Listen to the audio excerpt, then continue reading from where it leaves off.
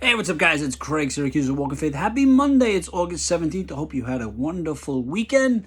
If you want to follow along, praying with thanksgiving. It is good to give thanks to the Lord and to sing praise to your name, O Most High. That's Psalm. Do you pray to God with thanksgiving in your heart?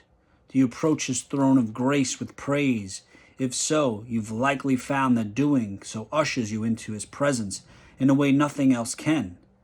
You move from worrying about your problems to exalting the one who can solve anything that concerns you. And it is in these moments of adoration that the Father gives you the unshakable assurance that all will be well. Therefore, right now, praise him. Thank God that he has the power to resolve your problems, wisdom to know what's best for you, and mercy to forgive your failings. Worship the Lord for his love, for his wonderful purpose for your life, and for providing you with a home in heaven.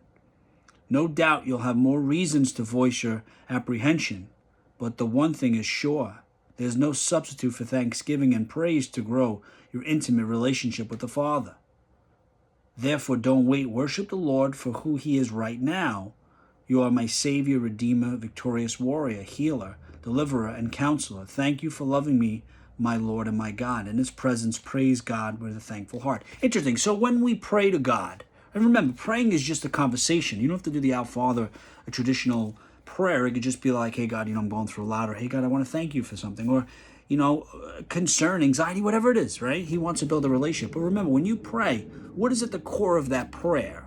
Is it thanksgiving? Do you have a thankful heart? Is it, something for personal gain? Are you just praying because you want a new Ferrari, or you want a new watch? Or are you praying because you just want to build a relationship with Christ? The only one that can answer that is really you. So when you sit down to pray and have a conversation with God, which you should be doing on a regular basis, this isn't something you do only when you need something, only when you're concerned. It should be something you do every day.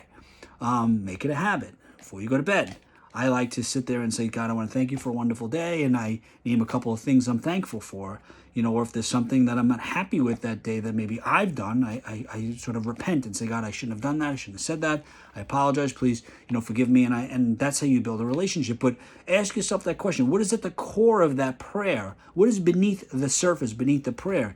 Is it a thankful heart, or is it sort of self-serving? Ask yourself that question. Only you can answer it. And I hope you enjoy the rest of the day. Always remember, guys, you have the ability to inspire and evangelize through your words and actions. God bless.